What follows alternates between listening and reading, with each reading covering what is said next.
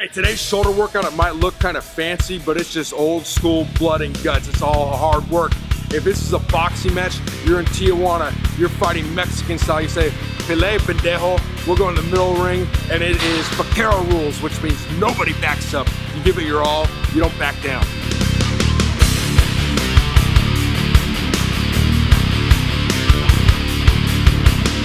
What we started off was with a Tri-Contraction giant set. So what we do is, so going back to, Joe Weider and muscle priority, which simply means you do what's most important first. The first thing that's most important, when we're talking about muscle building here, is the eccentric. So we started at that. So why do the eccentric overload first to kind of tire you else for the other stuff? That was a priority. We'll get the most growth there. So we start off with the eccentric overload. What is on that lateral raise machine? 5 reps. Doing a 5 count down, so it's the full stack Jay had on there, and I'm resisting down, pushing for 5 seconds. So if it's somebody new, you don't go to the the gym and see the random dude and be like, hey bro, you want to do this for me? Because you don't know who this person is. There has to be an established kind of relationship. I mean, that sounds kind of funny. There has to be some sort of someone you trust as a training partner to put the right amount of tension on the way down, so you get something out of it. And the flip side is, it's not someone trying to rip your arm off either.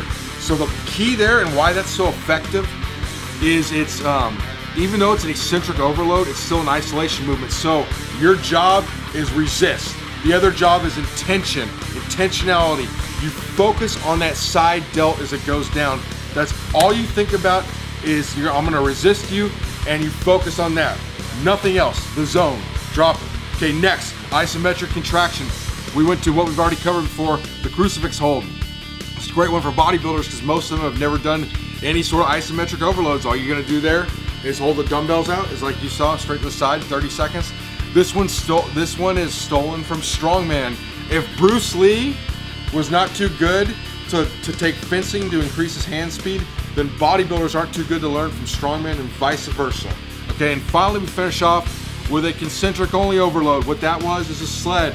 So again, this is automatic intentionality. You have to have that intention on the side delts. He does his lateral raises right there with the, just got the sled at Elite FTS, and actually this is just the rope, the whatever the hell, the attachment for the sled. The sled's at home, but she's a sled here at destination, and he's doing lateral raises like that. And the key there, it's 90 seconds, is focusing on that side delt as you go. So if you can make this some sort of brouhaha, swinging all over the place like a wild banshee, or you can do it right and really focus on the intentionality of using those side delts. And we do that for 90 seconds straight.